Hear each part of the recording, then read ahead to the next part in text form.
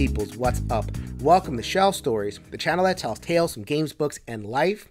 I am your host, Jason. Thank you so much for stopping by for this latest episode of Good Trouble, a series where I engage in above-the-table conversation that I feel is necessary in the board gaming space in a spirit of education and compassion.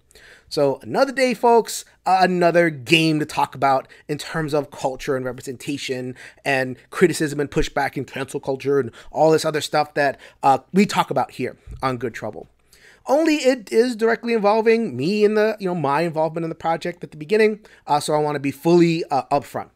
The project is called Tournament Fishing, a Kickstarter project for which I did a preview video. I was sent a prototype, as happens here on the One Stop Co-op Shop. Here we go, repping them.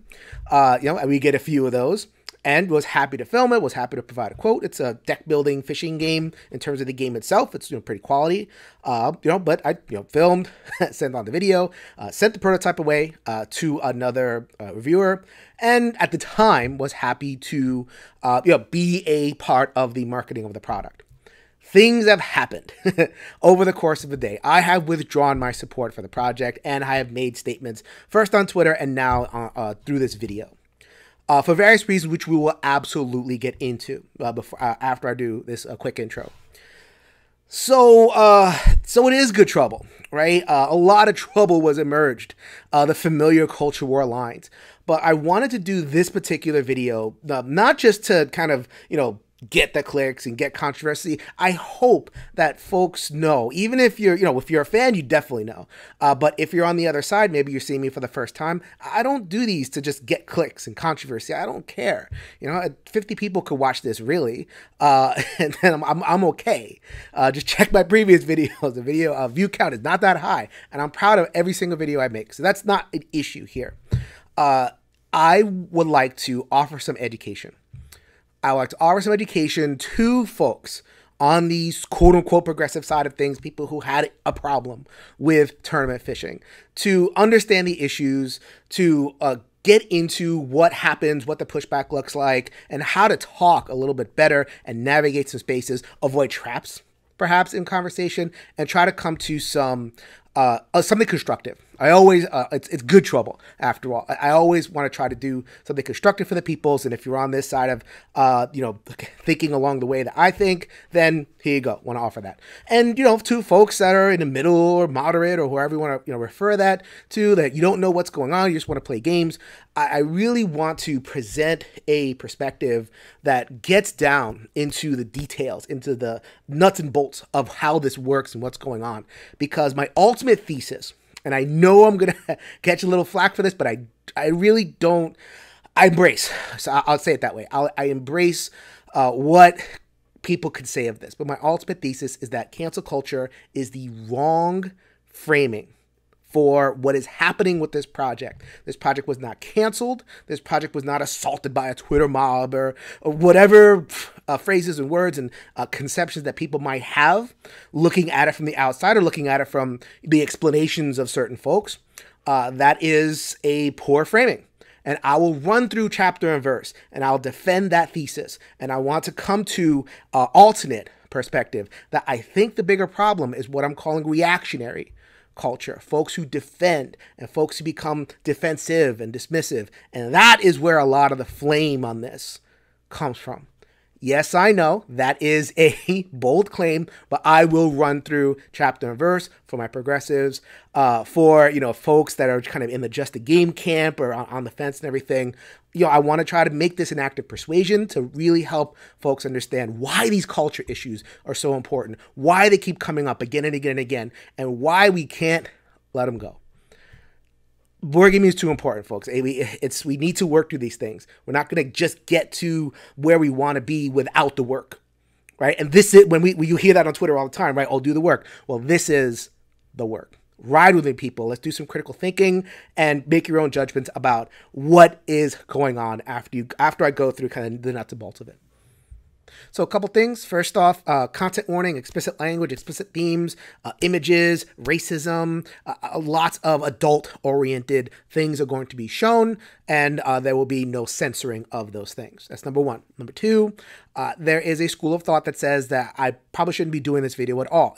More attention for issues like this, the better it is for them. Controversy creates cash. There's a sense that maybe the creator wants to create controversy to, get that quote unquote free publicity going. I think it's worth the risk. Whatever backers find the project because of this little video that I'm making, and they go ahead and back it because they like how it sounds, I'm hopeful that that will be offset and then some by people who've learned something and are able to talk about this stuff and think about this stuff a little bit more. So I'm going to forge ahead. Just want to give everybody a heads up on that. All right, so I'm going to pick up the story where I left it off in the intro. I had shipped off the preview copy and, filmed my video and gave it over to TGG, and they posted it, and, there's a Kickstarter. Where we go. And then a Twitter thread came up from Suzanne Sheldon of the Dice Tower, noted progressive voice, person who sees, cultural stuff, very much in line with the kind of thing that I do on here on Good Trouble. Okay, so here is Suzanne's tweet.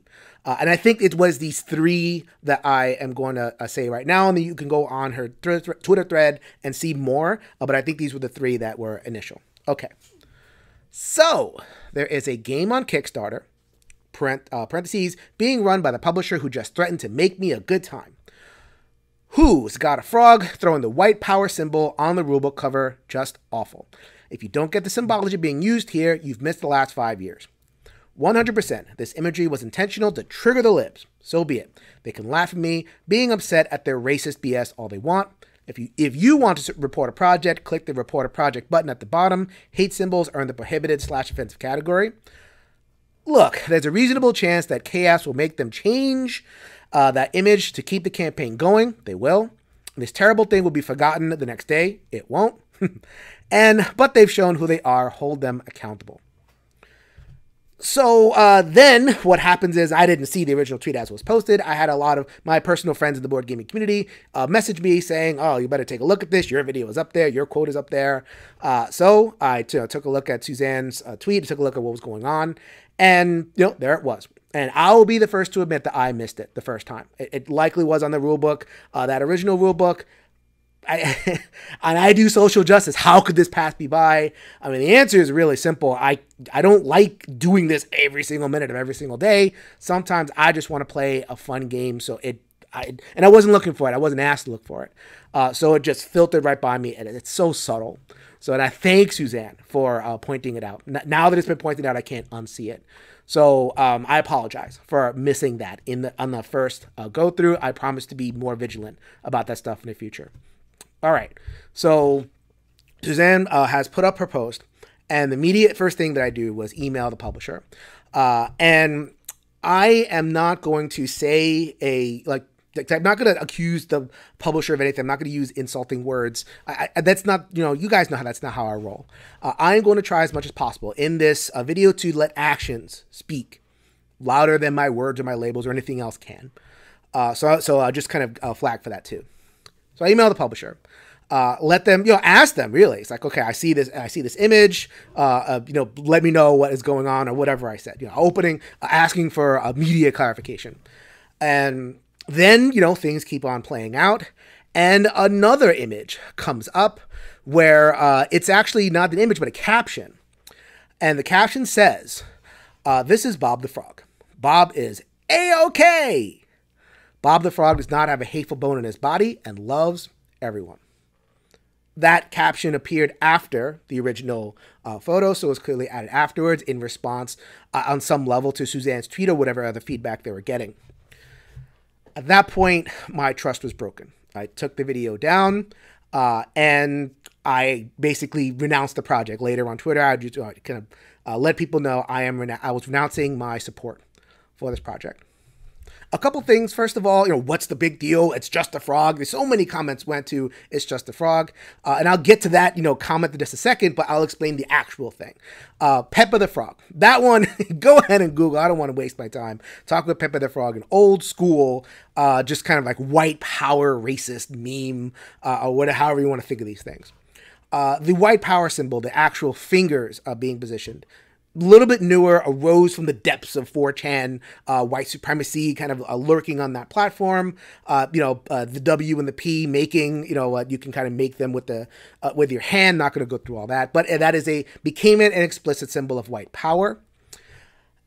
It came to prominence after the New Zealand shooting and the incident that happened down there, which was a very, very violent and disgusting display of white power. At least that was explicitly said by the person who had done the shooting on Facebook Live. Completely disgusting. And afterwards, at his court hearing, was seen flashing that symbol. So, now we have gotten to the area of this is a recognized symbol of hate. Is every single person who throws up the OK sign hateful? Absolutely not. A lot of people can put up the OK symbol, but in the context with the frog, which is alluded to Pepe the Frog, and with other things going on, the association is there for people who are attentive to it. All right, so the second question to ask, it's a really good one. Was Suze over the top? Extra, as the kids say. Was she inflammatory? Was she libelous and slanderous and basically inciting a mob, right? Twitter mob, that becomes the big thing. The Twitter mob came for this poor game because of Suze, incited by Suze. So then she was strong, very direct in her language. If you read through it, though, very carefully, most of the strong points are based upon impressions that she had gotten from previous interactions with the CEO of TGG, Jeff Berggren, had reason to believe that this was not an accidental thing, but it came out of some kind of intention. So this was a Facebook post. I could not find the original post, but someone had linked the snippet of it. A person was responding to Suze saying, this person looks like they'd be a lot of fun at parties. Berggren responds, I bet only us could make her fun at a party. Are you down for the challenge? That's a rape joke. Not acceptable. And, afterwards, so now we're, past the image, we're even past the caption, the owner put up a video explaining themselves and also put up this tweet saying, this wasn't a tweet, this was an update on the Kickstarter. And this was pointed out by Yoon Lee, who, by the way, posted the original thread of BGG where we discussed all this. Yoon was very active. Thank you very much for your knowledge there. So then points out that Jeff Berggren says, everyone that posts that a literal frog is a racist symbol is an idiot. I can't post images here, but we posted the reference photo of the frog used in the game. I can't believe I actually had to say this. And that image being this one right here, which was, this was the base image of the frog. And so this is, the artist was only going off of, the image, and there's nothing intentional here, yada, yada. The preponderance of evidence, the preponderance of, Suze having had interactions and linking the previous interactions, and not just this, but others in her email, led us to believe that there was some kind of intent there. And again, I'm not going to go to the place of racist, white supremacists, all that kind of stuff. At the very, very least, I'm going to say that there is an element of provocation here fill in your reason, whatever that is, but that is not a space that I want to be in. And therefore, that's where I kind of, check out, as a person. That's where, the discussion kind of landed, and it's kind of metastasized and festered from there. So speaking of the conversation moving on, a lot of it happened on Board Game Geek, a thread that I mentioned before. And Greg Mahler, the designer, was an active participant in that thread. Not going to say much more about Jeff Berggren. I think the image speaks for itself in terms of whether we can trust that person wants to deliver a wonderful game experience for everybody who plays his game. My trust is broken there.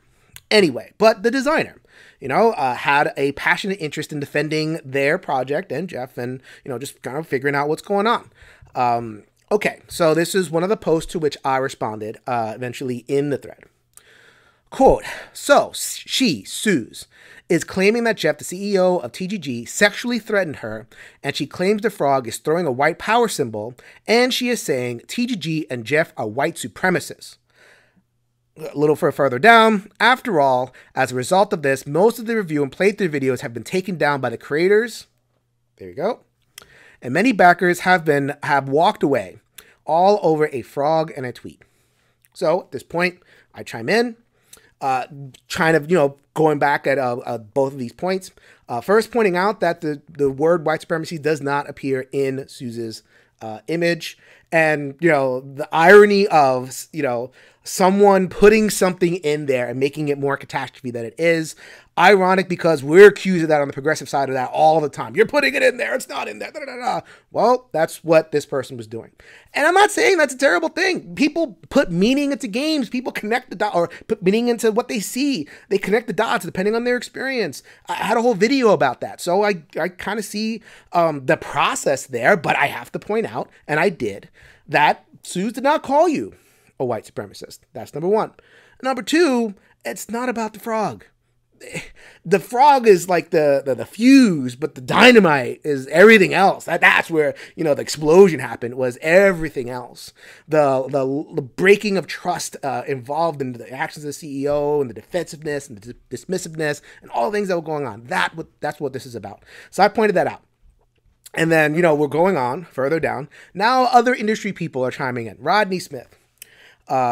He chimes in and points out the thing that I was talking about where, in response to the point that, why are we assuming bad intent? Well, Rodney's like, well, here's evidence. Of course, this is what led Suze to, assume that bad intent. What do we think of that? So just kind of the points. Here we go. A little bit further down, Isaac Childress, the Isaac Childress, which kind of popped Greg Mahler a little bit, that Isaac's chiming in, and he's wondering why Greg is, quote unquote, holding water for the publisher and being really empathetic. I get it. It's your first project. You want it to go well, expressing a lot of empathy, and, now here we are, we're going off of there. Why am I going through this litany? Going through this litany because this was the response. Does that look like a mob to you? Suze was strong, but there was background behind that. And it turns out that it was not it didn't just come from nowhere. And that could have been worked with. That's the other thing. Suze could say what she says, but then the response could have been, oh, wow, I'm sorry I got mad. I'm sorry you got the wrong impression. I'll get rid of the image, post a new image, done, the end of the day. And that would have been whatever. Like everything would have calmed down after that, despite what Suze said. But that didn't happen. This continued defensiveness and dismissiveness happened, and that's where other industry folks are chiming in, and not just the industry folks. A lot of posters, including Yoon and others on BGG, are just kind of trying to talk through.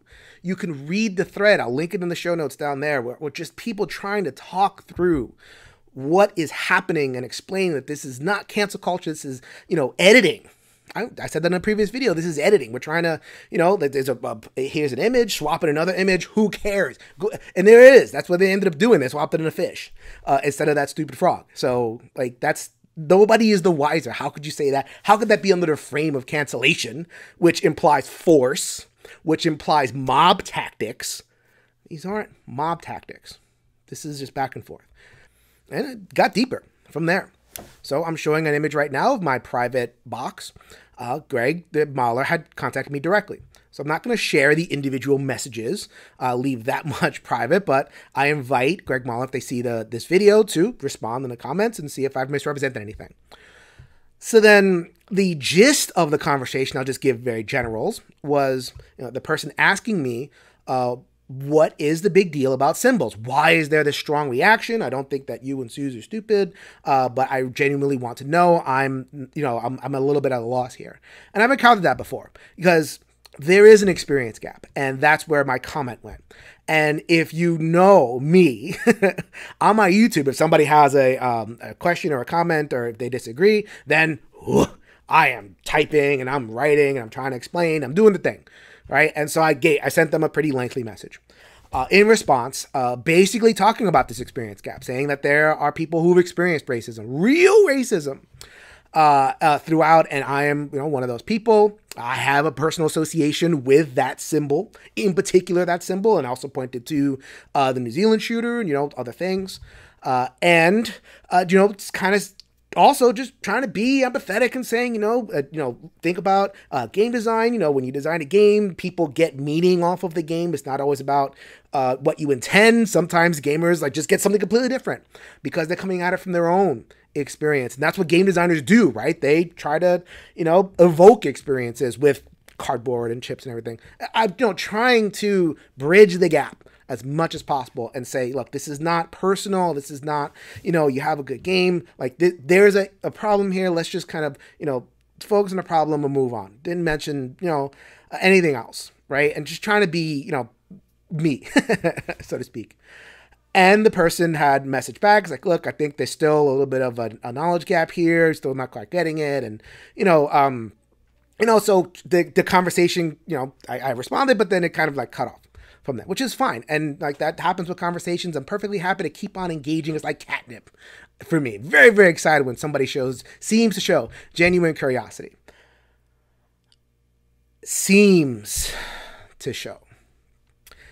As this was happening, contemporaneous, I'm not keeping track of the Kickstarter comments. I'm just looking at the BGG and, different other things.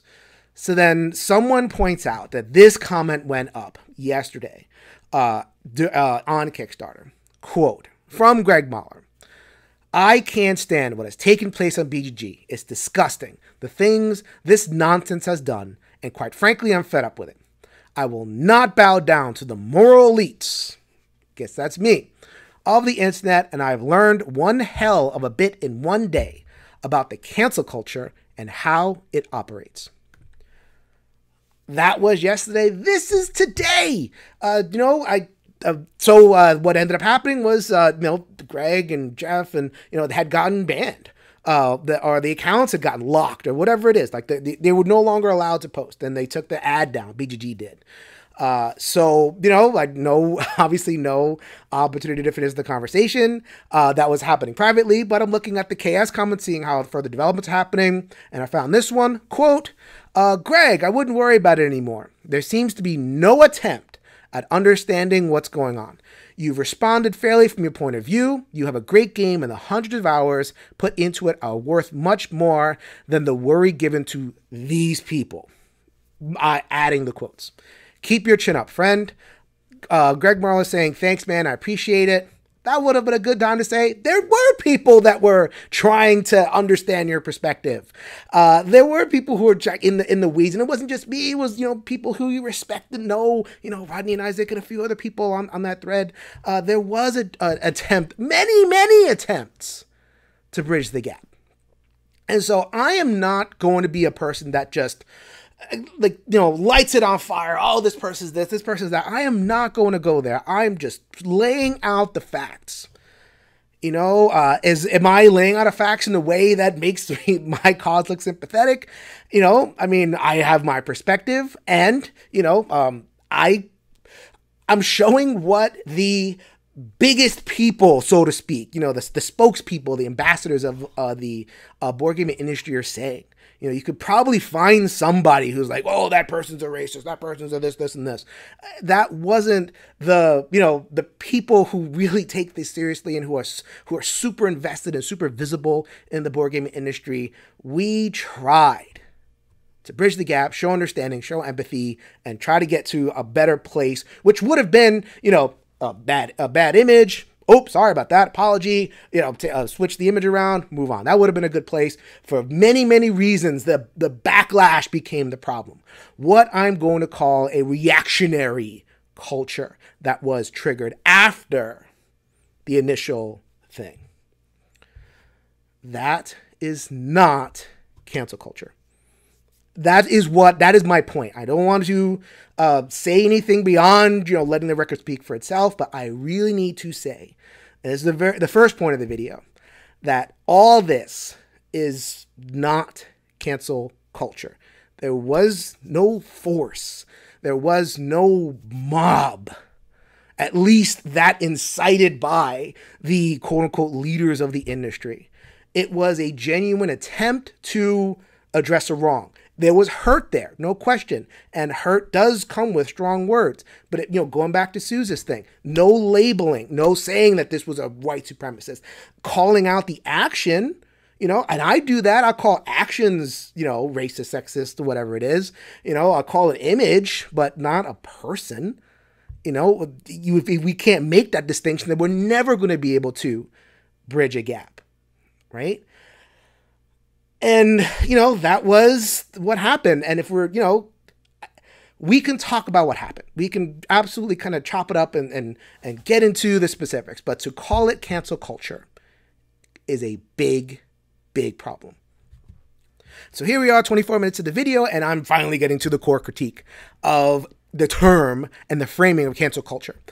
Not only is it the wrong framing in this instance, and I think that's what the 24 minutes were for, to go chapter and verse, do the work, to show people without a shadow of a doubt. I feel that I've made that case that the cancel culture is the wrong framing. That's number one. Number two is that using that framing has hurt us in our ability to get along and parse out all these cases, these games that have come up. Each individual game seems like every month it's a controversy. And the way that we talk and think and, try to figure out what's going on is actually actively harmed by the term and the framing of cancel culture. Cancel culture is what we call in psychology a psychological primer. It is a way of kind of beginning our perception, and then we filter what we see and what we don't see, depending on what we are primed to see or not see. Example, punch buggy. Game you may have played on long car trips. There you are, you're sitting there, and all of a sudden your brother or sister says punch buggy. And then you are, now you are seeing the cars for the first time. You filtered them out. You had no reason to see them, but now you're primed with that one word. And now I'm looking at it. Oh, that's a Cutlass. Oh, that's this car, that car. And oh, there's a buggy because you want to win the game. So you're primed. I primed you with one word because of the acceptance of the game. I primed you to see. Now you're seeing something that you didn't see before. When I used to work in an inner city situation, and I would bring, people to visit sometimes my office, and, they'd come and they'd say, wow, you work in a pretty nice neighborhood, looking around, seeing the trees and everything. And then, eventually someone would say the dreaded G word, ghetto. And then you could just see their perception changing. Now they're seeing the chain link fence. Now they're seeing the rats running around. They're getting a little bit more tense because it's the perceptions, the associations that we make with that word, that priming word, that perception primer, ghetto, has changed the game for what they see and what they don't see. What's so difficult about cancel culture as a psychological primer is that it's weighted down with so many associations. You hear it and you could just see the mobs gathering. You could see the force. Cancel culture is at the end of the day about force. It's about no one wants these changes except for these people. The creators don't want their change because they want to be free to make whatever. And here are these people ruining fun and all this other stuff that's happening. So you have it's a strong association with these very vividly imagined practices, animated by, a sense of group, tribalism and polarization going into that stuff, and fear. I've talked about this fear many, many times, and I'll talk about it even more times, the fear of, take my stuff and tell me what to do. And that all these things become baked into this primer that is so powerful that it closes off a lot of critical thinking. It closes off a lot of critical perception. It generates things that aren't even there. Let me give you an example. I'm going to give you two examples from that I found on both Reddit and the Kickstarter comments. Well, let me go to the Reddit comment first. So, quote, "The pic in question was clearly an actual photo of a frog with a paint filter laid over it. If you see the original image, it was identical, which shows absolutely no way intentional." So, all right, I can argue with that, but there you go. Thus, the Twitter army, here we go, was jumping at shadows here. And I think calling out a frog doing basic frog things as a Nazi dog whistle is an insane stretch. Well, if you think of us as a Twitter army, then yes, it's going to be an insane stretch to you. Keeps going. Suzanne, who originally pointed out, labeled it as 100% intentional and called the publisher a white supremacist, etc. You see how that filter, that cancel culture, woke, blah, blah, blah, blah, filter, just put in, and I've did a couple of examples now, white supremacists. Suzanne didn't call anybody a white supremacist. The inference may have been there of racist thing, but there is a lot of steps to saying that somebody is calling them a white supremacist, and that filter, that cancel culture filter, is filling in those gaps. That priming is filling in those gaps. I'll keep going.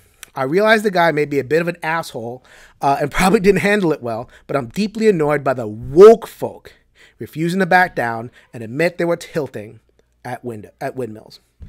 Cancel culture, woke. I got more. So here is from the Kickstarter comments.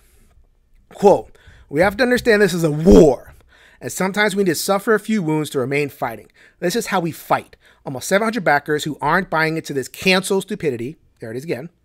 "And the game is over 300% funded. I up my pledge to include the box."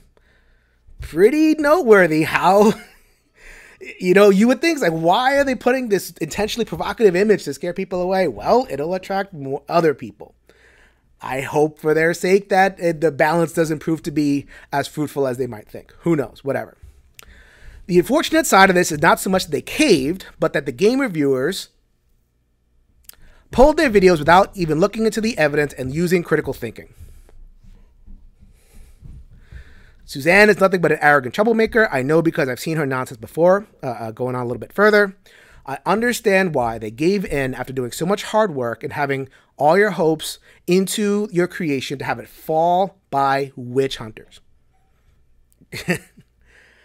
Cancel culture, woke, mob, CRT, critical race theory, performs the same function, SJW, performs the function, witch hunter, performs the same function.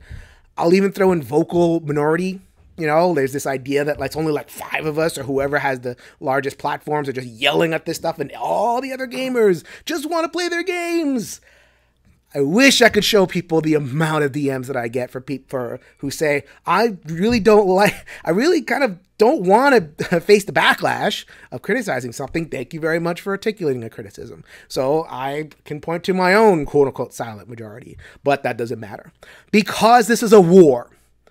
Right there. It's right there in the sense, and having been through this, going on close to a year now, and at least front facing in board games, and then in my other parts of my life longer. It is, and that's why I'm fairly comfortable talking about a reactionary culture that has that primer to see what we're doing as cancel culture. And filtering out all the efforts that so many of us are making to try to make the middle work. All right, so as I bring this video to a close, do I think that cancel culture is not a problem?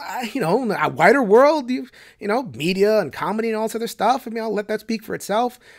Here in board gaming, when it comes to the individual games, these individual little controversies, The Witcher, Tiny Epic, Prison Architect, this one, with so many flavor of the month type things, is cancel culture the right framing? I want to invite people to really meditate on if that is doing more harm than good, thinking that way.